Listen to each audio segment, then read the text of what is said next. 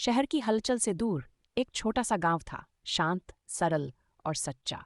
वहीं रहती थी अनाया, अपनी छोटी सी दुनिया में खुश और किताबों में खोई हुई। एक दिन गांव में आया रुद्र, शहर से आया एक फोटोग्राफर जो कुछ दिनों के लिए प्राकृतिक सुंदरता को कैद करने आया था। पहली मुलाकात में कुछ खास नहीं हुआ, पर वक्त ने जैसे इन दोनों को एक ही कहानी के दो पन्ने बना दिए। रोज की मुलाकातें, लंबी बातें, चाय की चुस्कियां और उन आंखों में छिपी उम्मीदें, सब कुछ किसी नई शुरुआत की ओर इशारा कर रहा था। पर किस्मत को कुछ और ही मंजूर था। रुद्र को अचानक शहर लौटना पड़ा। एक जरूरी काम, एक अधूरा वादा और एक बिना कहे अलविदा। अनाया ने बहुत दिन उसका इंतजार किया। हर रोज वही जगह, वही चाय, वही उम्मीद। पर रुद्र नहीं लौटा। वो कहानी वहीं रुक गई, जहां दो दिल करीब आने लगे थे, पर जिंदगी ने पन्ना पलट दिया। अब भी जब हवाएं गांव के पास वाले जंगल में कोई रात में नहीं जाता था, लोग कहते थे वहां एक चुड़ैल रहती है जो हर अमावस को भटकते लोगों को अपने साथ ले जाती है। एक दिन आर्व नाम का एक लड़का अपने खोए हुए पालतू कुत्ते को ढूंढते हुए उसी जंगल में पहुंच गया। रात हो चुकी थी। अचानक एक धीमी सी आवाज आई, डरते क्यों हो? आर्व ने देखा, सफेद साड़ी में एक लड़की खड़ी थी। चेहरा अधूरा दिख रहा था, पर उसकी आंखों में अजीब सी उदासी थी। डरने के बजाय आर्व ने पूछा, तुम यहाँ अकेली क्यों हो? लड़की ने मुस्कुराकर कहा, मैं बहुत अकेली हूँ, 100 सालों से। कोई मुझसे बात नहीं करता, सब मुझसे डरते हैं। वो चुड़ैल थी, लेकिन इंसानी जज्बात से भरी। पहली बार किसी ने उससे बिना डरे बात की थी। हर रात आर्व उससे मिलने आने लगा।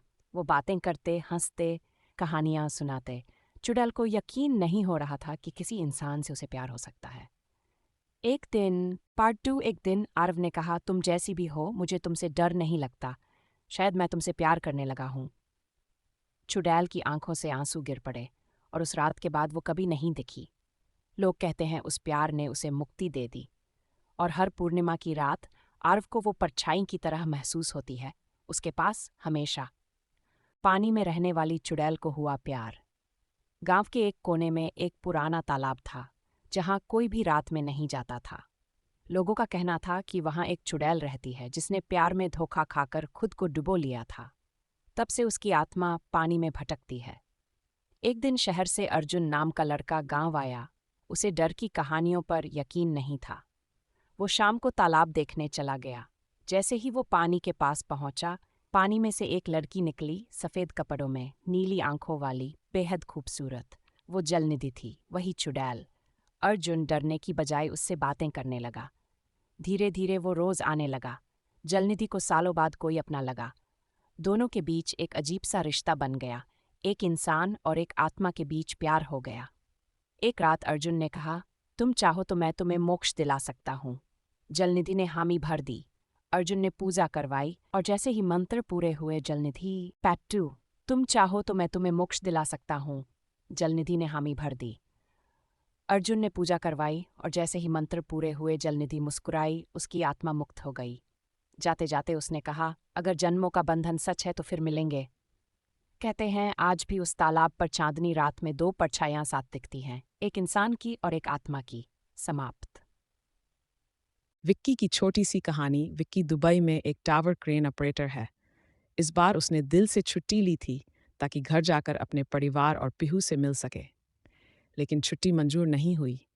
दिल भारी था, पर विक्की ने काम नहीं छोड़ा। उसने खुद से कहा, कोई बात नहीं पिहू, इस बार नहीं तो अगली बार सही। ऊंचाई से शहर को देखते हुए हर रोज वो पिहू को याद करता और मन ही मन मुस्कुराता। तेरे लिए ही तो मेहनत कर रहा हूँ। प्यार भी कायम रहा और जिम्मेदारी भी। हरनाम एक सीधा सादा लड़का था। रोज अपनी पुरानी साइकिल पर कॉलेज जाता था। रास्ते में हर दिन एक लड़की दिखती, सिमरन। वो भी उसी रास्ते से स्कूल जाती थी, पर स्कूटी पर।